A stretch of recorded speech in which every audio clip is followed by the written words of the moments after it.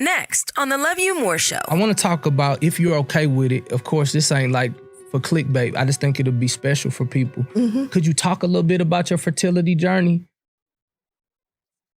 You know, so I'm just going to throw it all out there. But his family didn't like me. And why? My folks didn't like him. At first. You need to know that we've been through some things, okay? This is 19 hard. Years. We've been through some things. Did they like the other girl? His family, initially, mind you. I don't care how much money you got, how many tangible items you got, how big your house is. If you walk in that house every day, you like, man, I don't like this person. I love him to death, but I don't like this person. Yeah. You're like, this ain't fun. All right, just leave me alone. Just leave me alone. Hey family, Willie Moore Jr. here. Excited about this moment because, it's all about love month. And I've been doing my best to introduce you to people that you know and then others that you may not know, but you get an opportunity to get to know, right?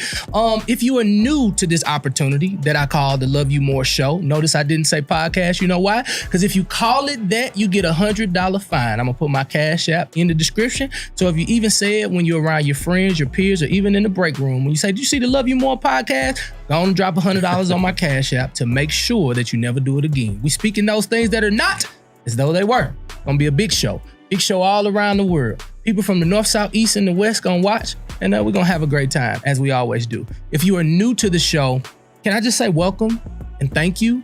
And then I'm not trying to insult you, but I don't want you to be a creep. You say, Willie, a creep? No, I'm just saying, like, if you gonna watch, you should probably like subscribe.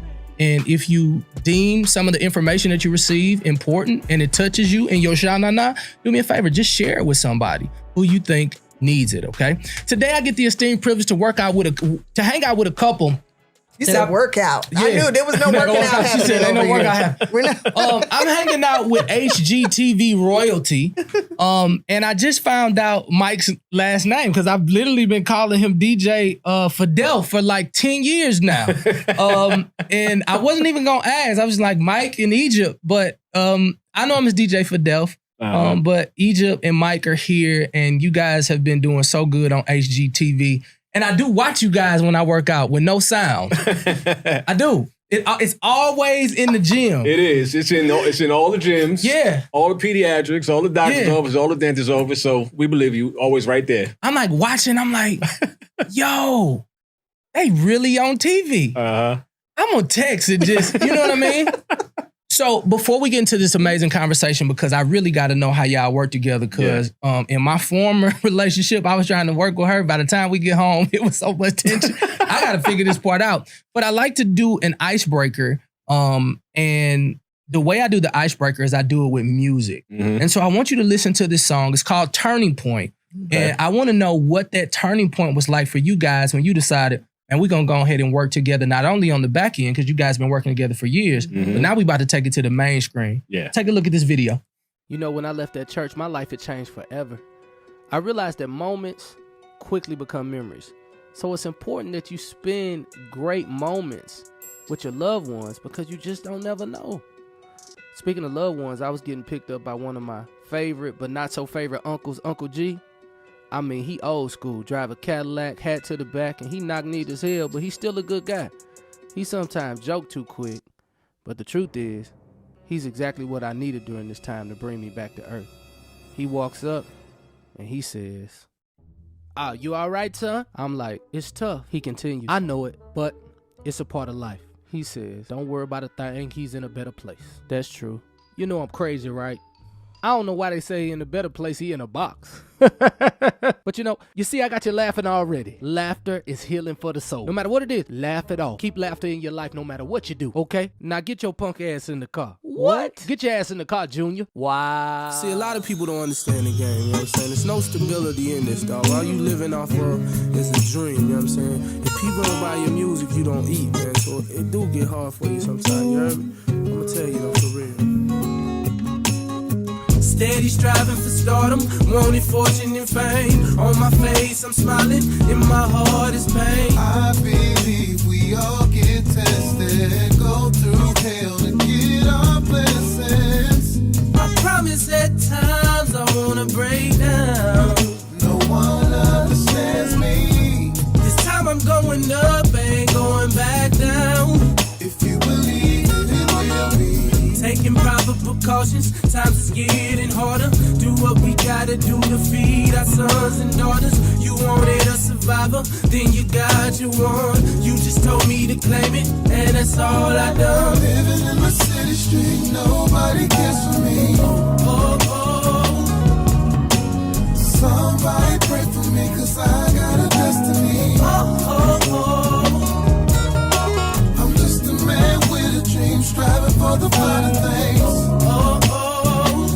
But this is my turning point. I'm getting everything I want. The world on my shoulders, I realize I'm out. Turning Point will be available really, really soon. Depending on when you watch this, if you like it, you feel it in your shine, or not, go download it if it's available. So the song talks about the turning point. I'm sorry, I'm hooked right there on that. I was just about to say, hit us You with try to hit him with that. Hey, come on. So really, I'm over here trying to get my record played, DJ Fidel. So if you can put that in your record pool. I like that. You might as well go ahead and put that on the airways, bro. Man, that's That was a little head bopper. Okay, And good. I Coming from saw you y'all. singing with the vibrato. Yeah. You were like, I was feeling that thing. ahead, Willie. Listen. Had a little Nate Dogg vibe to it too. Yeah, so I got Tank on the in the background too. Ah, Yeah, so that was Tank. So that was Okay. Tank in the Okay. background. That's when his name was Darrell Babs back then. That's his real name. And I remember the invoice Okay. that was sent to me. that's an old hook. Yeah, it's an old hook that we did. Yeah. But I'm speaking of turning point Mhm. because you guys have seemed to come to a really unique turning point.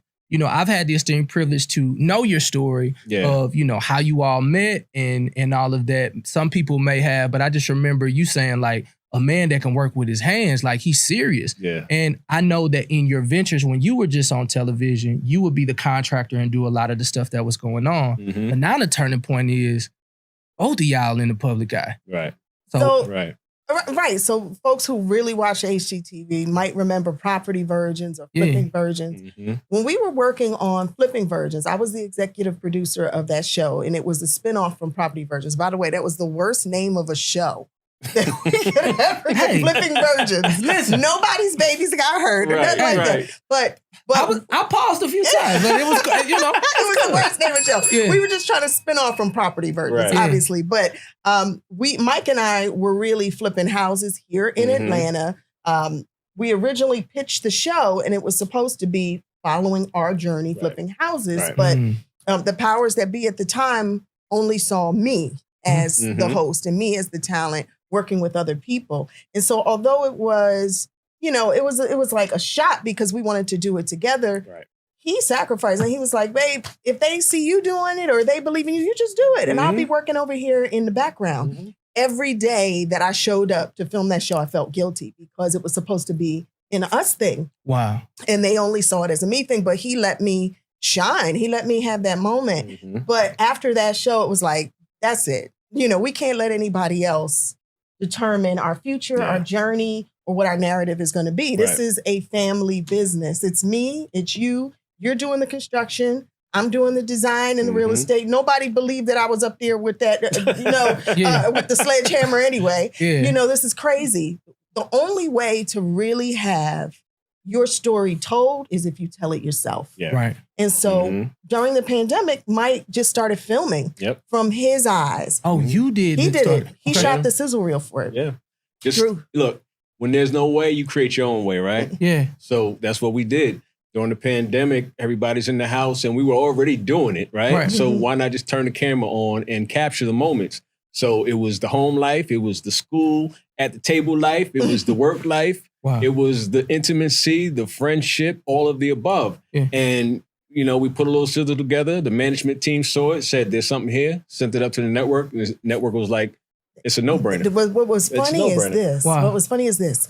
The network leadership at the time said this is exactly what we have been Yes. needing. Mhm. Why are we just seeing this? Egypt's been on our network for 13 years. Right. Why are we just seeing this? And for years, I used to tell the production company, turn the camera around. Mhm. This is the real show back here. And, that's why we have to be creatives. Right. That's why we have to step up, and instead of just being hosts and talent, we have to step into the executive producer roles. Mhm. We have to step into these creator roles because not everybody gets it. Right.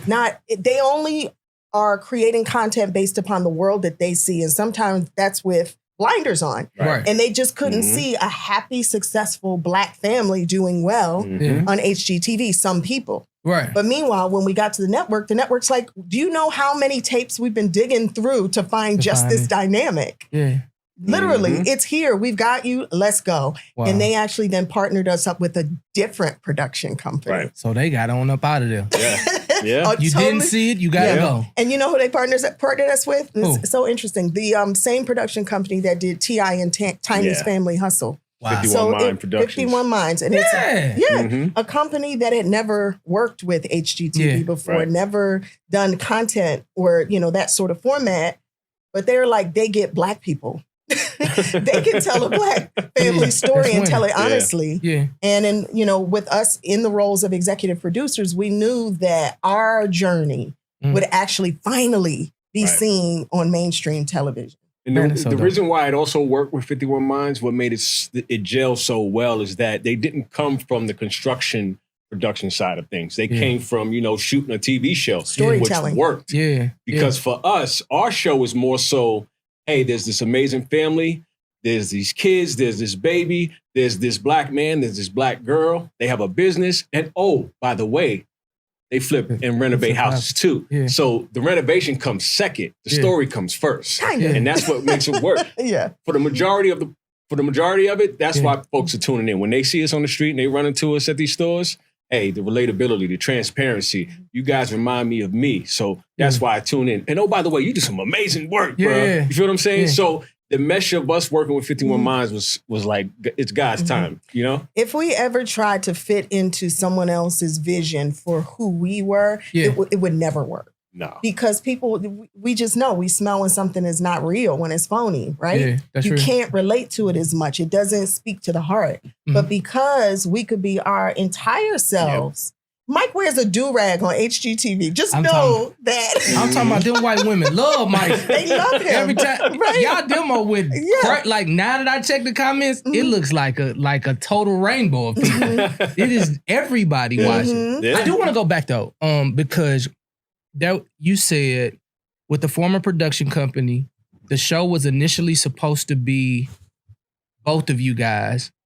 And then as the man, you actually have to take a back seat to get to where you see your family is now. In this world right now, there are so many men who are dating women who are making more money. There, a lot of women are thriving now, doing a lot of great things. And men sometimes are very intimidated by strong, powerful women who are doing great things. Right. Talk to us a little bit about the mindset and the heart posture that it took to support her in this journey that you were actually on, but just not accepted by that particular production company and network. Right. Well, first and foremost, I really didn't care about who was accepting who, because even without the cameras, we're still one union, right? We're still one. So we were already in the process of working on what we have now. Without the cameras, this was going to happen, the real estate company, the construction company, and everything we have. Now, mindset wise, I got to be honest with you, I've always been in a place to where I'm like, if we're one and you're winning, we're winning, right? Now, there may have been days where I felt like, man, like, when are we going to do this together? And I honestly felt there were times where I knew there were certain projects that may not have taken off if I tried something or she tried something because it wasn't us together. So I had to come to realize that eventually when it's our time, it will be our time. That when I got into that space of thinking, when it's our time, it'll be our time, nothing else mattered. That's good. Nothing else mattered because if it was ordained, it was going to happen no matter what. So it really was. Let it just I felt be. like God touched this particular journey for us. That's good. We had gotten into this space of, we were just in such a flow. And I know, for those of you who've been married, for those of you who've been married and divorced, you know when it's right and you know when it's wrong. You know when things go left and you know when you're in a flow. Yes. And we had just gotten into this lock and step flow where it didn't matter what was going on. We were loving hard. We were laughing hard. We had our own story. The tribe that's around us now is the same tribe. And it was like, anything on top is great. But Mike, we're good, aren't we? I remember we're going on a trip. Where were we? We were in Morocco. Yes.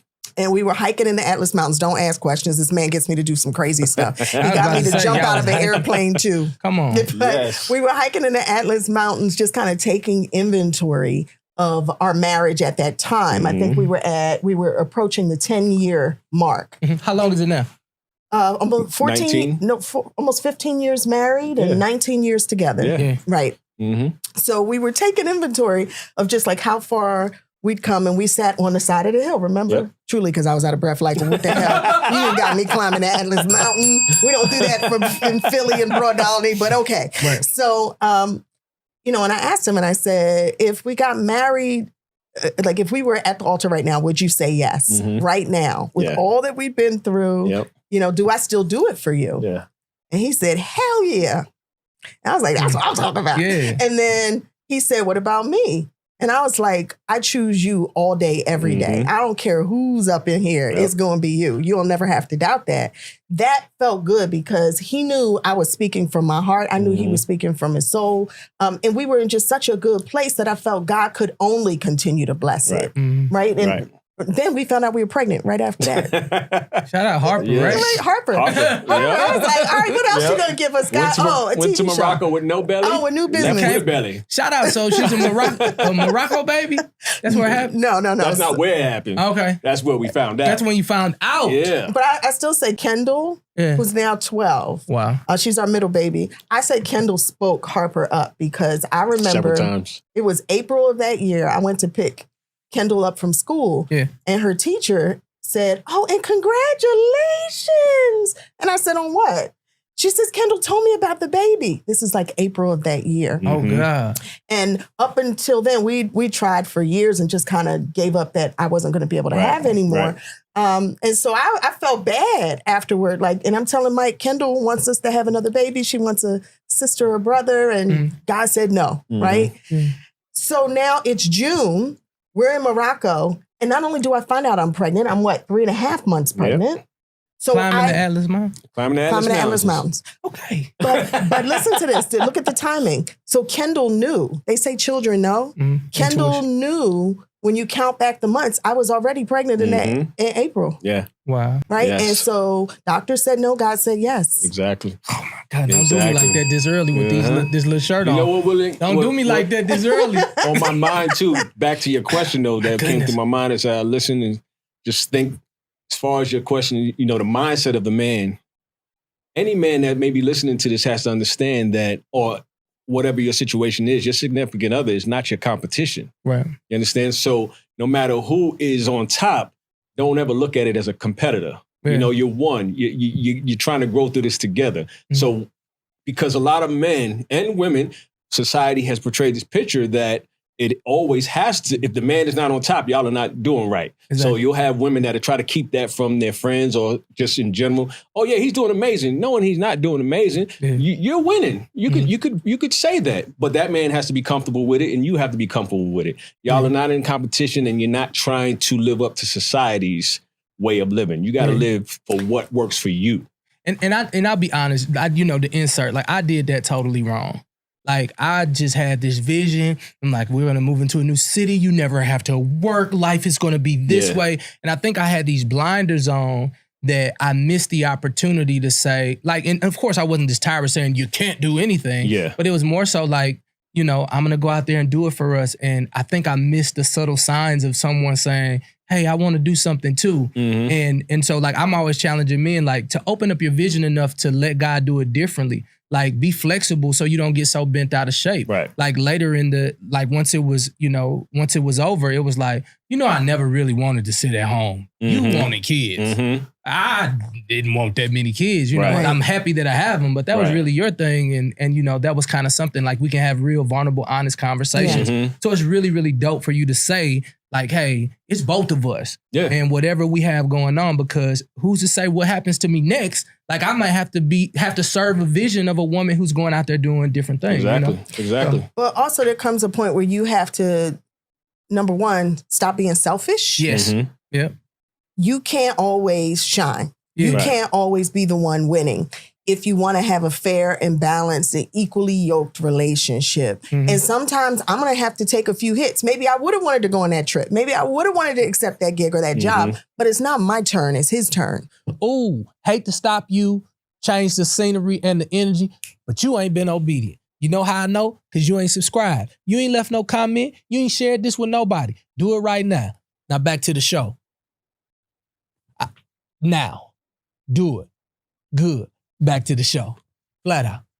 And I have to, just as much as he gives me grace, when opportunities come and blessings come for me, I have to fall back and give him grace when it's his time to shine. It's his winning season. Yeah. You know, maybe last year was my winning season. Yeah. And so that's how we keep it together, is by also honoring each other in that way. I understand. I felt guilty during the times when I was off traveling and shooting. And remember, I had the baby and I had to take her in tow with me because I was breastfeeding and I'm on the road and I'm in, she did you the know. thing too. She's like, I mean, but I literally, sometimes I'd, be off hosting an event or some big show. And if you see me, then you know that means he's home with the kids and he's taking an L. And to some folks on the outside looking in, it looked like, oh, well, Egypt's doing everything or she's got everything. Stop it right there. Can I finish my thought? I love you though. Keep that though, but it's Can I not. finish? Just for somebody, it's not an L. It's not an L. Staying That's back what is I not was the about L. to say. That's what I was about to say, babe. It's like,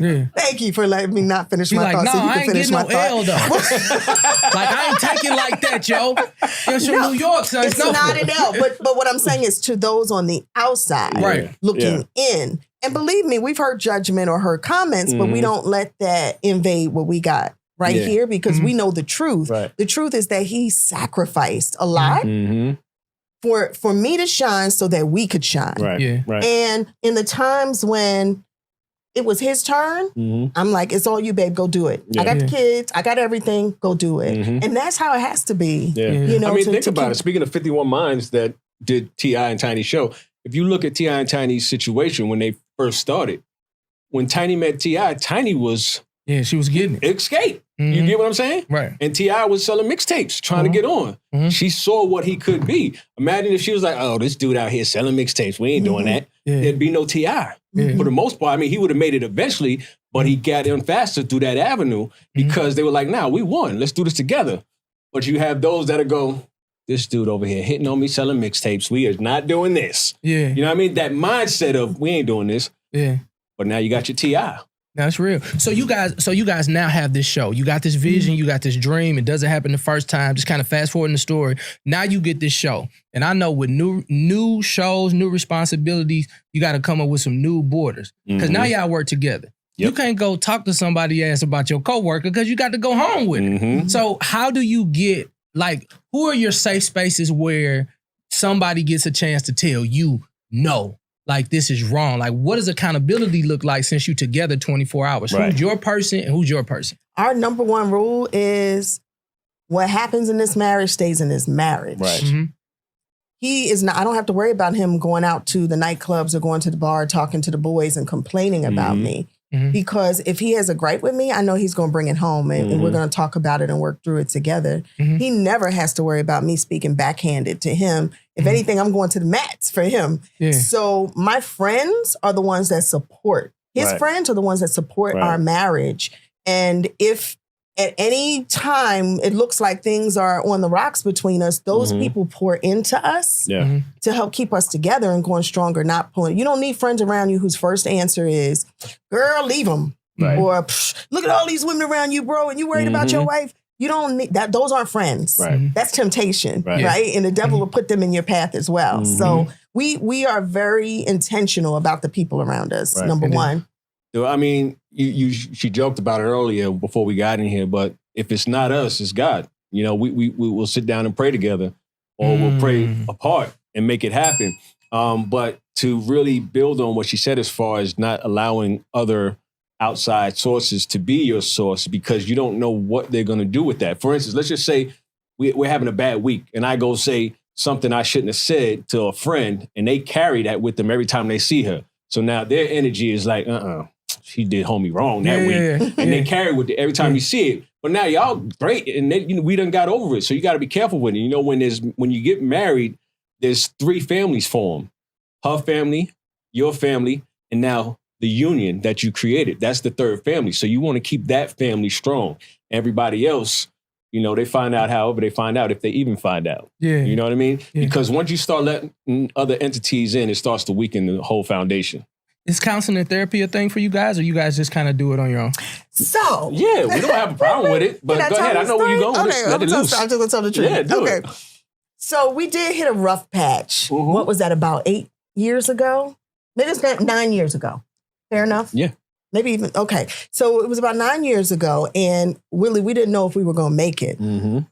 We were both talking about divorce, and that was something that, you know, even before we walked down the aisle, we said, when I get married, there is no such thing as divorce. Right. I'm going to do it one time, and we're going to, whatever's wrong, we fix it. But this particular time, we were both on the out so bad that we felt we needed somebody else. Yeah. And we didn't go to church. We did at that time. We didn't, because we had relocated here to Atlanta. We hadn't found a church home. We hadn't built our tribe yet. Right. It was literally just him and me. And we were exhausted and tired. Yeah. So as a last recourse, we decided to go to this marriage counselor. Okay. And she wasn't too far from here, was No, she? you can't just go to every marriage counselor. FYI. You have to be careful. Number one, are you married?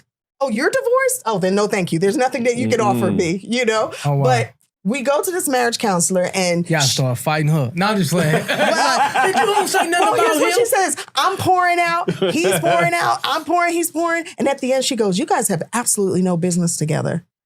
And we look at each other. We and we're wasn't like, mad at each other no excuse more. my language. We're like,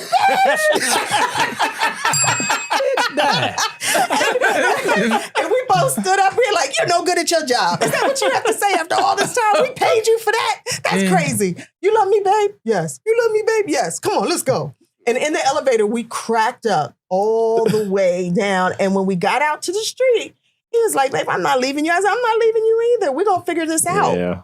And that's what we did. You know what it is about? So folks don't know how to communicate or be open with one another or how to argue without, throwing daggers at each other. So that's what the counseling's all about. But if you get the wrong one, they'll be collecting those daggers and throwing them back at you in the wrong way. So when you go through this counseling or you just have this avenue or this place to open up in, you realize, for instance, not that this is the case to do, but you notice that some people, after one person gets caught cheating and they sit down and they have that all out, now since I'm caught, I'm going to say everything. And then all of a sudden they're in the best relationship they ever had because that platform allowed them to say, I don't like how big your feet are, or I don't like this, that they would never say because they don't want to hurt the person, but now they're letting it all out. And now that both parties have said everything, it's like, nothing can stop us now because I can say anything I want to say to you and you can say anything you want to say to me. And once that happens, relationships become so strong, but people are so scared to do that part. Yeah. So that's where the counseling comes in. But again, you got to have the right counselor. So if you don't know how to do it, listen, there's nothing taboo about that counseling. We make it taboo. Go ahead and go do it. I say do it, do it, do it. So has anything changed in the relationship? Has the relationship got stronger now that it's a lot more? You guys were already working together on the outside with shows and, without the shows, like building real estate and changing houses. And, Mike is going to keep it. I can't do nothing with my hands. I'm going to be honest with y'all. I'm going to call Mike. Hey, Mike, I think I called Mike one time. And I think he laughed. I was like, man, I need to change the light bulb. So do I screw to the left or do I screw to the, man, you serious? You know what I mean? Like, it's just not my thing. Yeah. But now you guys are now like in this space now where it's like really relationship goals.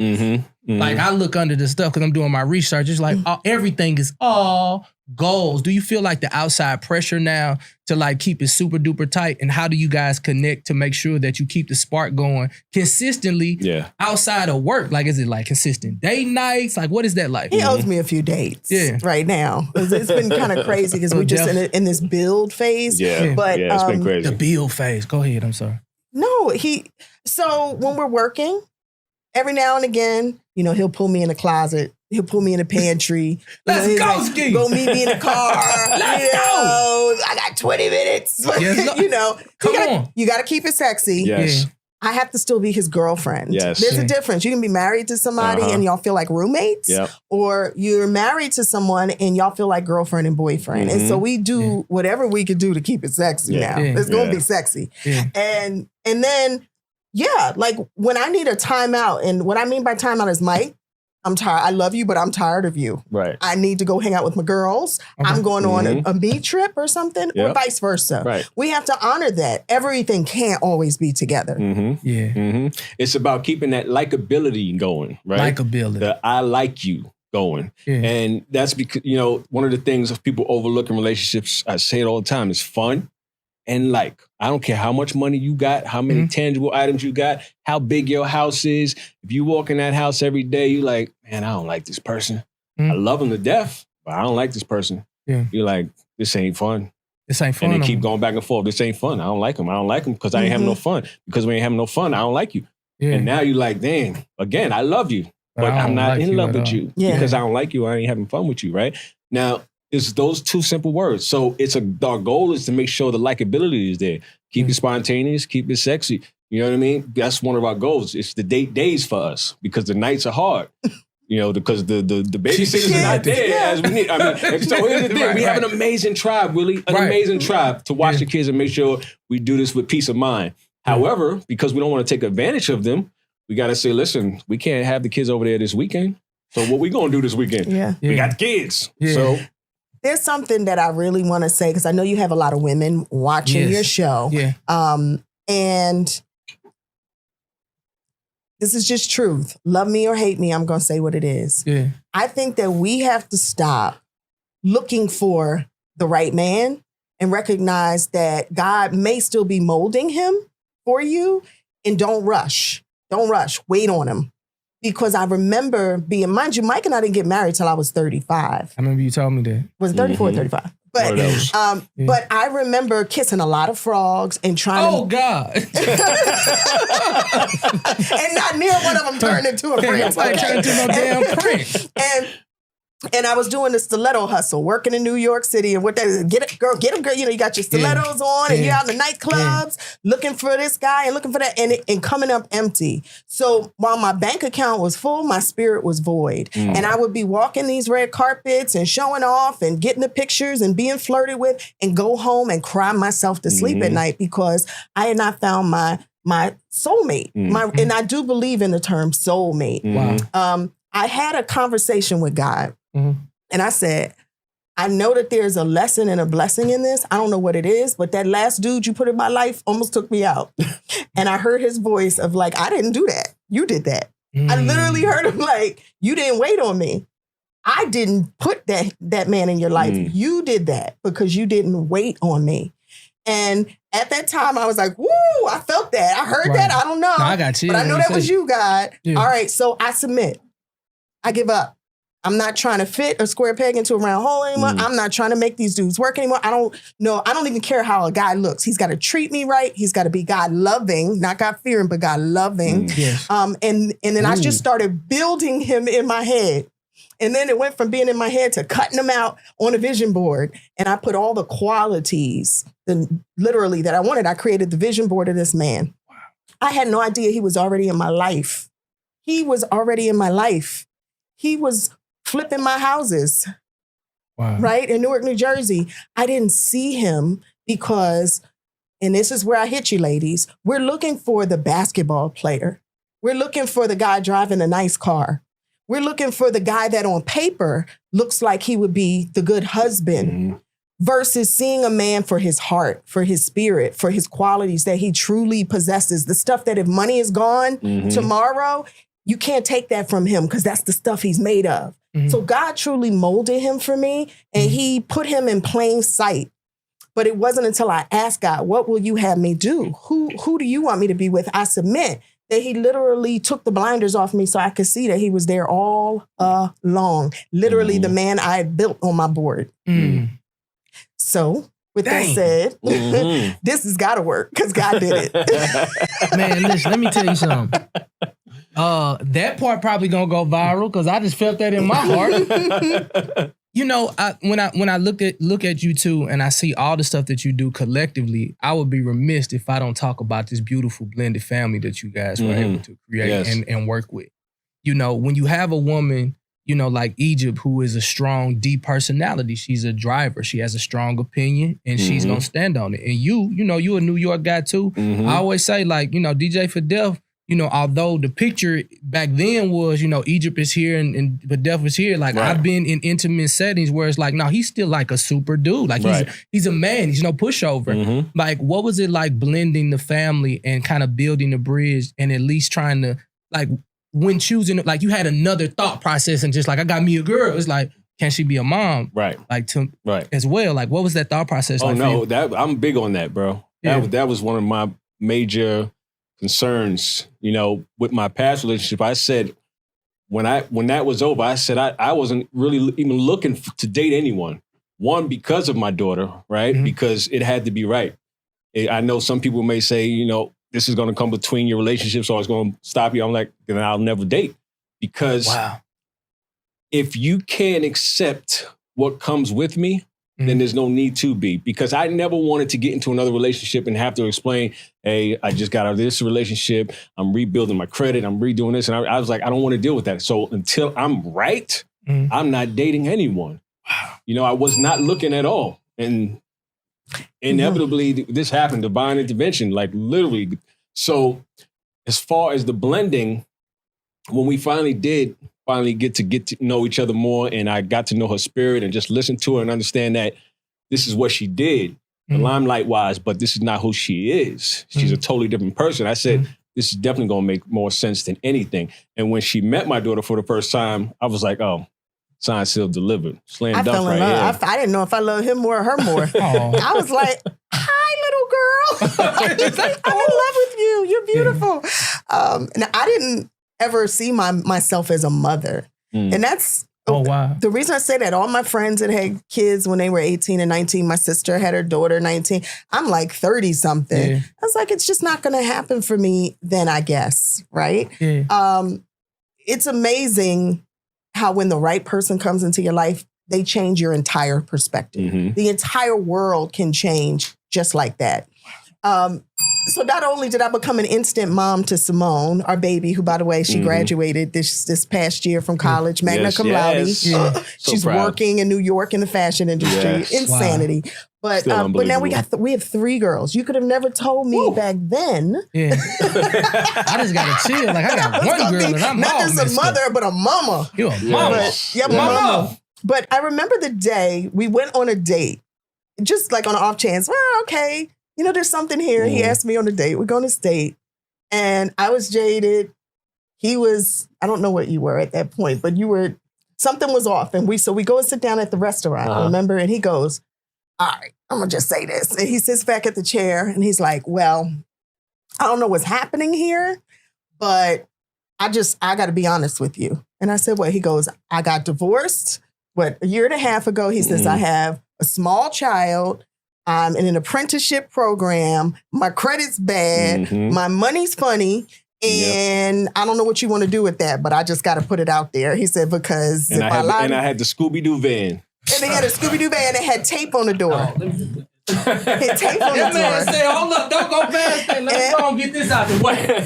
First and foremost, my credit ain't right. I just got out of a relationship. I got a small baby. I'm not wasting no time. King Kong balls. Yeah. That's King Kong. What was wild though is because it was the complete opposite of anything I could have imagined for myself. Right? I'm like, I don't want no baby mama drama. You just got out of a marriage. That means you're not ready for marriage again. Your money is funny. Meanwhile, I'm on billboards in New York City, right? Yes, right. And he's like, my credit's bad. I'm like, but how? All you got to do is open a credit card and your credit start going up. So it was like, I don't even you remember how awkward that moment was? So wait, no, let's not go past it. What did you say? Date. Did you pause? Well, this so you is got what a good happened. day going on. It was an amazing date. That's what was crazy was at the end of the date. Wait, time out. Why did you tell? It's a great date. That's the real question, ain't it, KD? Ain't that where I'm supposed to go?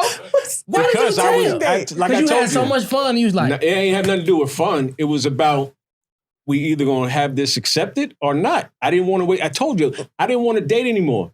Listen, I didn't want to be judged. I didn't want to be belittled. I didn't want you saying, oh, this is not going to work. And the other half of it is, because before our date, you got to remember, well, you can't remember. Before our date, we had met on several different incidents where it was 6-month interviews to where we just kept meeting each other. So for Until me, you started working on the properties, and then right. So for me, the first day I ever met her, way before this date, I was like, that's my wife. So because I knew that was my wife, I was like, I need to let you know this now. Oh, so you knew in your heart. Yeah. He So said we can that get to me, this out yeah. the way because I know where this is headed. So Willie, your question that kind of hit was, my heart. Go ahead. your question was, what did I say? Yeah, what did you say when we get to this? Because I was broken. When he said it, I was like, because I was so hopeful, right? Mind you, I'd had my conversation with God, and there he was, and he checked all the boxes, and we had an amazing date, and I was feeling all warm and fuzzy inside, ready to call my mama. And he hits me with this, and I was like, you gotta be kidding, right? But I couldn't hurt him. Right in that moment, I knew that I held his heart in my hands, and I didn't want to break it. I didn't want to break him. And so I said to him, I was like, I value you.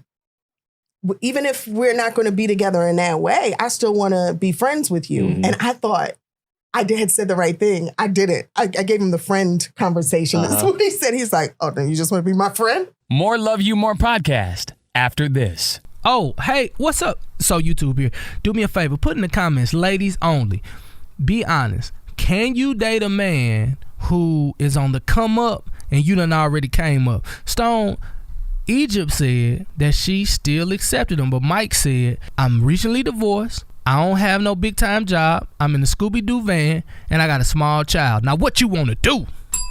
She stuck around. Ladies in the comments, be honest. Could you stick around if a man was that honest? Leave it in the comments. Now back to the show. He had said the right thing. I didn't. I gave him the friend conversation. That's what he said. He's like, oh, then you just want to be my friend? Just want to be my friend. But I couldn't just be friends with him. In that moment, there was just something magical that I never felt with anybody else. And because he was honest, because he was truthful, every waking minute of every day after that, I thought about him. Yeah. We talked nights on end. He went away to Germany to work for a couple months, right? Yeah. He went to Germany, and I was like sick waiting for him. So when he got back from Germany, he came to visit me. Mind you, we hadn't seen each other in between, but all I thought about was him. Of just like, I never had a man be so raw and so honest and so vulnerable with me. I had everything I needed. I don't need anything from you but love and honesty. Right. That's truly all I need. That's is what love he gave. and honesty. Right. When he got back, it was on. Wasn't it on? It was on. He knocked on my door. I was like, come here. Come here. That was the realest ever. Yeah. So then we worked together, got his credit score up. His was higher than mine. He had an 800 or something credit score. Yeah. Fell in love with his daughter. We dealt with whatever came with having an ex and a baby mama. I'm not going to say there was no drama. There definitely was, but we dealt with it together in a very mature way. Yeah. And then used his skills and my skills to create what you see now. Right. That's where it all started. Right. Yeah. Listen, I just want to say that part right there, that story right there, if I ain't had this little makeup they put on, that one almost broke me down though. And let me tell you why. Because I understand how hard it is for a man to be vulnerable. Oh yeah. You know, I'm literally in that state right now. Yeah. Where, you know, I'm rebuilding my life. Of course, my credit score, you know, my daddy, he old. I was adopted. So he was like, hell no, I don't give a damn what happened. You keep that credit where you supposed to have it. I don't give a damn. You got to walk on them same shoes. You pay them bills. You know, that's my daddy. Yeah. So credit score is still good, but just rebuilding my life. Yeah. And that spoke to my heart so much because we live in this social media age where everything has to be big and you know, people are comparing themselves. Yeah. And so for you to just set an example to say, we having a great date, but let's just go ahead and get this out the way. Yeah. Hey, this is where I'm at with my life. Take me or leave me because I don't want to waste no more time. Like I'm into you. And I think a lot of people are going to be blessed by it on the other side of this camera. Yeah. To know that it's okay to be honest and for you to be a woman to say, yeah, well, I'm still going to consider. Like it alleviates all fear. The Bible declares that, you know, real love, true love cast out all of the fear. Yes. That you won't be fearful of anything that has to do with a person. Yeah. And I appreciate that. You know, for me as a man, Willie, you know, since a kid, I felt like I've always had it all. So when it came to this entertainment stuff, this industry stuff, you know, I've been DJing since I was 10 years old, traveling the world. Right, I've seen some amazing things because of two turntables, but at the same time, you know, outsiders looking in, all they see is the high points. They don't realize, okay, yeah, he just was in Dubai.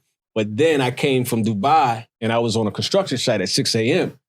Monday. In Dubai on the weekend, on a construction site, Monday in the weekend. You feel what I'm saying? So between that and then traveling and touring and doing all this stuff, I've seen some amazing things.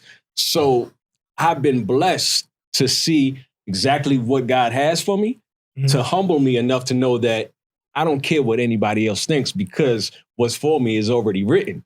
So whatever you think, whatever you want to say, it didn't matter. That's what made it so easy when it came to this situation, as far as people, you know, on top of the game, radio show worldwide. Yeah. I'm like, I didn't care what nobody thought. But his family didn't like me. And my folks didn't like him.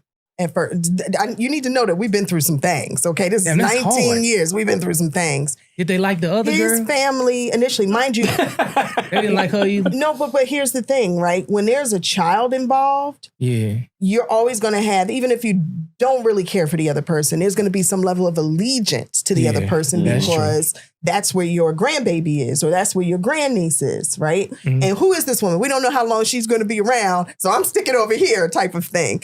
But also, we came from, and it's funny, he says this, he says his family was good times and mine was the Cosbys. If that makes sense. Does that make sense? We were Timberlands and they were penny loafers. And it's not true, okay? But he says that all the time. We did come from a different lifestyle, all right? And so when I'll never forget, he took me to his family reunion. Mind you, he told me, we're going on a date. I just want you to meet a few of my family members. It was a regular barbecue, actually. We show up to Eisenhower Park in Long Island, and the entire park was his family. For the most part, his mom's one of 13. She was one of 11. Jeez. She was one. I mean, everybody had like 11, 12 kids. Yeah. And that is where I meet the family. So I was like the topic of conversation. This old yellow girl over here. Oh, no, they know that. I'm playing. They know I can laugh with them now. Me and his mom are like this now. Me and his aunties are like this. But it obviously took some work. My friends didn't know if they could trust him and didn't know, like, all right, he just picked you up in a van with a taped up door and you had to get in on the driver's side and slide over, right? This is true. This is not made up. This is true. So, and you on billboards in New York. Not just on billboards, like I am a wealth educator. And the man that I'm talking to them about comes to pick me up, and I'm not ashamed at all because I see the man. I don't care what he's driving. I've been in every car. I've owned every car that you could say I should be riding in. That it has never filled my cup.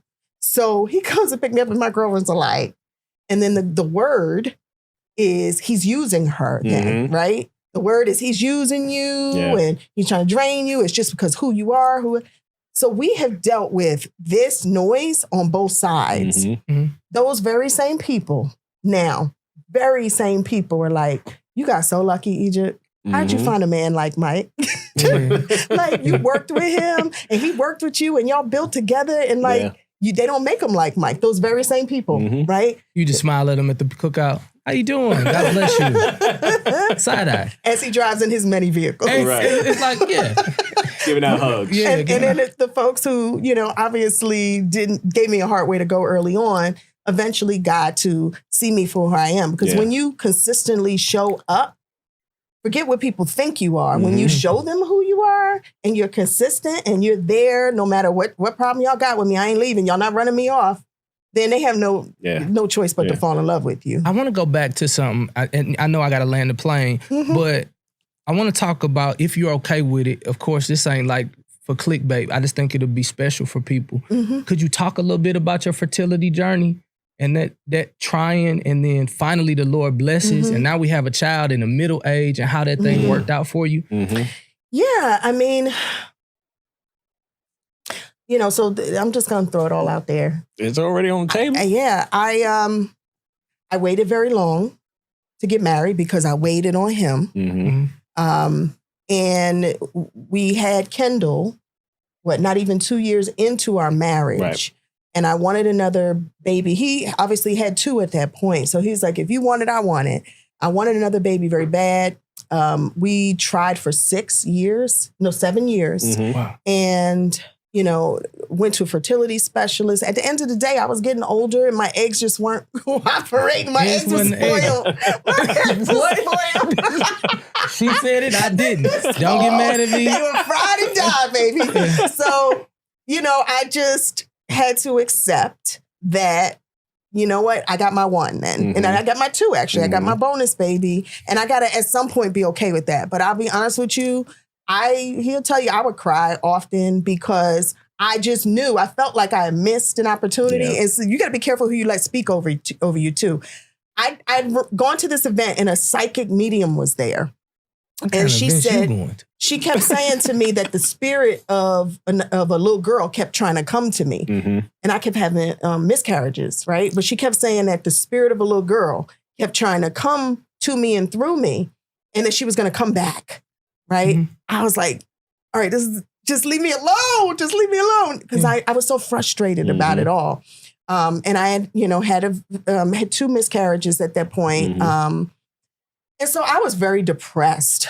Just like, it's not fair. And I think a lot of women might feel this way. Like, do I choose my career or do I choose family? Should I have my kids early or am I going to regret it later? Or if I wait and I build my career and I go to school, then am I still going to be able to have kids? And I was stuck all in the middle of that.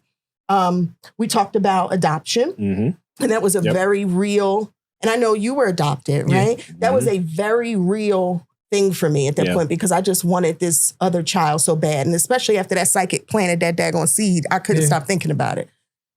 He was very honest with me one day and said, listen, I know this is important to you, but I got to tell you what my apprehensions are. I love my children, my girls, and I'm afraid that there's a chance that if we adopt another child, I'm not going to be able to love them the way that I love my girls. And that's set in with me that this was really a solo journey that HonestMike.com. That's your name. HonestMike.com. It was a solo journey that if I kept going on this adoption thing that really, he didn't want it like I wanted it. So we just settled in, decided to take a trip to Morocco, the one we started talking about at the very beginning. And this was just a reset for our marriage, but it was also me accepting. This was me accepting that it's just not in the cards for me. I'm going to be okay. I'm going to be a dynamic auntie. Right. Wow. A lot of little nieces and nephews. And on that trip, I was already 3.5 months pregnant. Isn't that something? Because again, the anxiety, all the pressure I think I put on myself, not believing in God's word, listening to everybody else, but not believing in God's promise for me.